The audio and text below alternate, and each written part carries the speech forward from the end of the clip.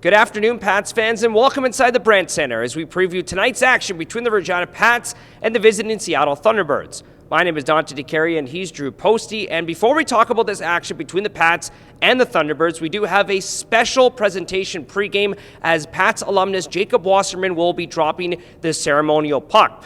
For those that don't know about Jacob Wasserman, he's a former Regina Pats prospect, played for the Humboldt Broncos, was involved in the Humboldt Broncos bus crash, survived, and has been an inspirational story. Yeah, absolutely, and recently just became a Paralympian after lots of hard work as a para-rower, was a really competitive para-water skier as well, so I think a lot of Regina Pats fans remember Jacob well, even though he only played a couple of games here as a member of the Pats, and he's really become an inspiration to a ton of people around the country. Yeah, really looking forward to seeing him inside the Brandt Center. Again, he will be on ice for the ceremonial puck drop. Let's talk about last game for the Regina Pats, Drew. They are coming off a 4-3 overtime loss over the Saskatoon Blades at the SaskTel Center on Tuesday. The Pats did have the lead in that hockey game up until the final 33 seconds of the game, and then, of course, the tying goal from Saskatoon, they won the game in overtime. Zach Moore finished with a goal and an assist. You look at Cole Temple, goals in back-to-back games, and then Dayton Deschamps scoring his first in the league.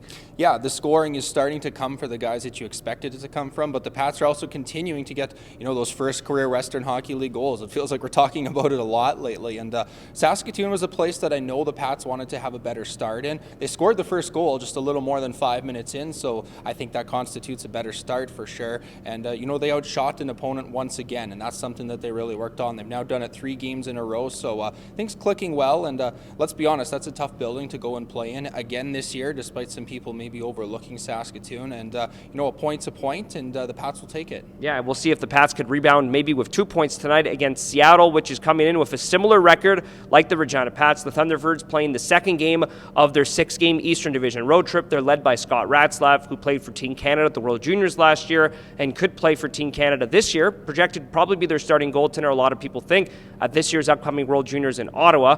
But before we wrap it up, Drew, let's talk about a player who has been extremely hot for the Regina Pats, Zach Moore. Goals in 3 straight games coming into Saturday's contest, which is tonight against Seattle. He's got 4 points during that stretch. Yeah, maybe had a little bit of a quiet start to the season, and then boom, we got the Zach Moore that we saw last year when he came down in that trade from Saskatoon, and he's a guy that just has to stick to his game.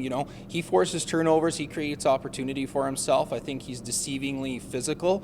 He could actually throw his weight around pretty good, and it's really paying off for him, and he's one of those guys that we've been going on about that could potentially get to 20 goals. Good stuff, Drew. That's all you need to know for tonight's action between the Regina Pats and the visiting Seattle Thunderbirds.